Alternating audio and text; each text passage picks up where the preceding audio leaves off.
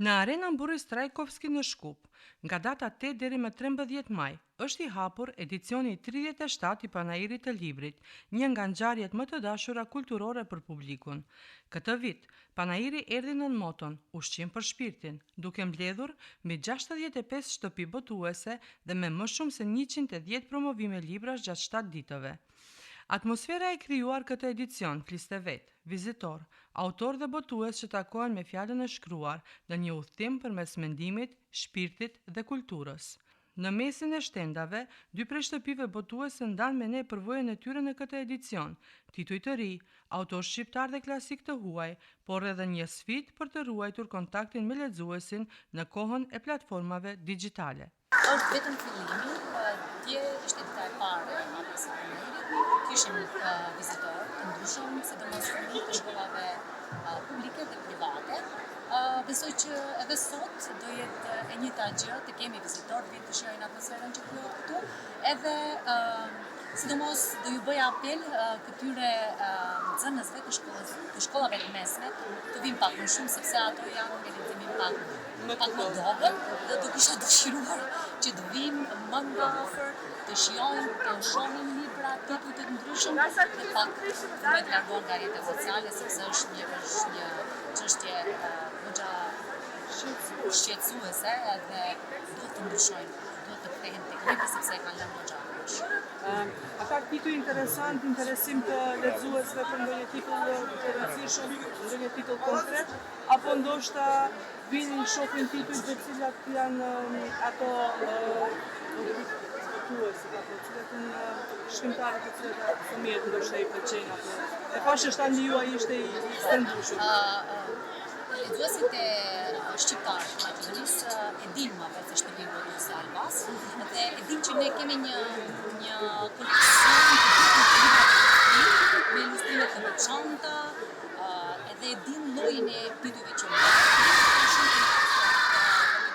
sepse kemi libra shumë të bukur zanor dhe jo zanor, kemi tituj që nga mosha 0 deri në moshë më të madhe, dhe kanë njohuri, prindit janë goxha të interesuar dhe më pëlqejnë kjo çështje sepse duan që fëmijët të vitojnë me libra dhe vërtet janë unik, janë pak më të veçantë. Sidomos është një koleksion me ngjyra shumë bukura, edhe fëmijët zakonisht i pëlqejnë ilustrimet, kanë goxha ilustrime në brendi.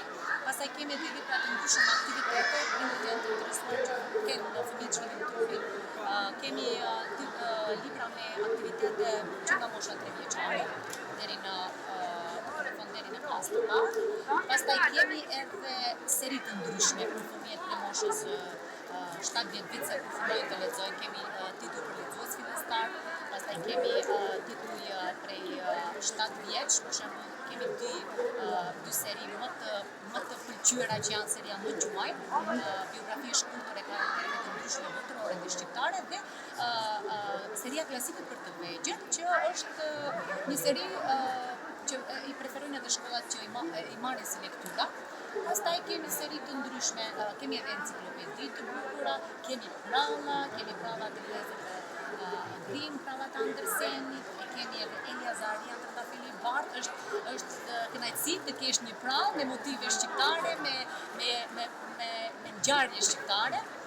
Pastaj kemi edhe klasikët pak për më të rritur, domethënë janë të ndarë në seri të ndryshme, libra për të rritur, edhe këto kemi shumë bukur, për shembull kemi klasik dhe modern që mund të marrin shkollat e mesme, të marrin të lexojnë. Kemi edhe tituj të ri, gjithmonë ne vinë me tituj të ri, si për fëmijë, si për të rritur. Petro Marku, e kemi shumë bukur serinë e Petro Markus, domethënë gati pothuajse shumicën e botimeve të Petro Markus i kemi, dhe është kënaqësi të kesh në dorë librat e Petro Markus. Dhe pastaj kemi edhe albume, për shembull kemi 100 fotografi, 50 gradë, kemi shumë. Ne jemi për herë të dytë, është viti i dytë, jemi shtëpia botuese dhe Kuria Islame, funksionojmë me kuadër të Bashkisë Islame të Republikës së Kosovës, kemi edhe shtëpinë botuese në kësë është edhe librari.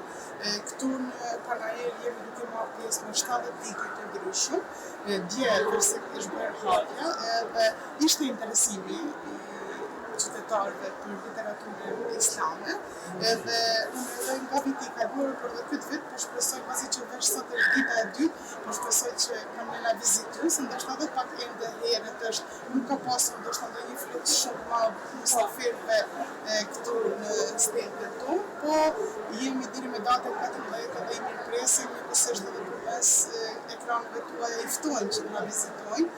Çmimet i kemi shumë modeste, kemi literaturë fetare, shkencore, kulturore, dhe mendoj që njerëzit këtu në Maqedoni shqiptarët do të gjejnë atë që ju intereson njëkohësisht.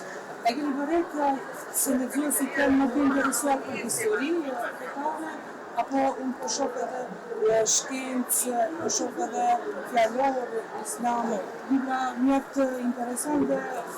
Kemi edhe për fëmijë, kemi njëkohësisht edhe për fëmijë për shembull titulli Muhamedi profeti Islam, të ndryshme. Ajo na bën përzierja dhe pëlqimi i gjërave të ndryshme, por më shumë tek ne kanë shkuar titujt fetar, që kanë kryer me ligjërime. Pse e them këtë? Për shembull, ligjëruesit që janë për xhamia dhe ligjëruesit kanë gjetur pikë referencë temat tona, edhe ato të cilët kanë dëshiruar që të merren pak më shumë me kuptime shkencore, studentë, profesorë të ndryshëm kanë gjetur pika të referencës. Kështu që besoj që ne si shtëpi botuese kemi mjaft çfarë të ofrojmë lexuesit, andaj vetëm shpresojmë që na vizitojnë ditën e vazhdim, pasi që veç sot është dita e dytë dhe po shpresojmë dje ka pas floks të qytetarëve, për shkak se edhe rrjetet sociale tash bëjnë vetë të njoftimet e nevojshme të duhura, edhe besoj që do të na vizitojnë edhe të marrin atyre çfarë ju dëshirojnë edhe pajisjen me literaturë fetare. Këtë vit, ajo që binte në sy ishte prania e nxënësve dhe fëmijëve, të shoqëruar nga mësuesit apo prindërit, ata ndalnin për të pyetur, për të shfletuar apo për të zgjedhur librin e tyre të parë. Një imazh që jep shpresë se fjala e shkruar ende ka fuqi për të ushqyer shpirtin e brezit të ri. E pra të ndërruar shikues, këtu shohim edhe disa nxënës të vegjël, me cilat shkollë fillore po vini juve?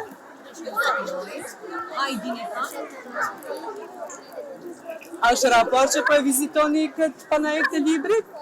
A ka po shumë mësuese që ju ka marrë me vete? A ka ndonjë titull që ju ka pëlqyer prej këtij panajiri apo nga këto librat të cilat e keni pa që janë? A do ta merrni nga një libër sot? Sa po të pëlqen vizita në këtë panajër të librit? Shumë. A ke lexuar ndonjë libër ti? Po. Cila klasë je ti? E dyta. Cilin libër e ke lexuar? Peter Panin? Po, po. Po, apo të pëlqen Peter Pani ta lexosh? A ki me blen ai libër sot? Po. Shumë mirë. Ti zemër? Po, ne. E lexon lektyrat, librat? Po. A ki me marrë një libër sot? Po. Cilin libër? A hala se ke vendosur? Se kam vendosur. Kemi ardhur në shkollë, si që është. A ke pa disa titull që të kanë vetë ndoshta në sy ose në mendje që Jo, se është sa jetë? Çfarë libra të do me lexuar? Shkencë? për fej.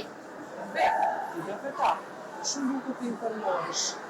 Edhe të lexosh edhe të gjithçka, të absorbosh kështu si është e transmetuar, por kur njeriu lexon, është shumë më mirë që informohet edhe vetë dhe ka që të analizojë edhe gjërat fetare, edhe shkencore, edhe gjithçka.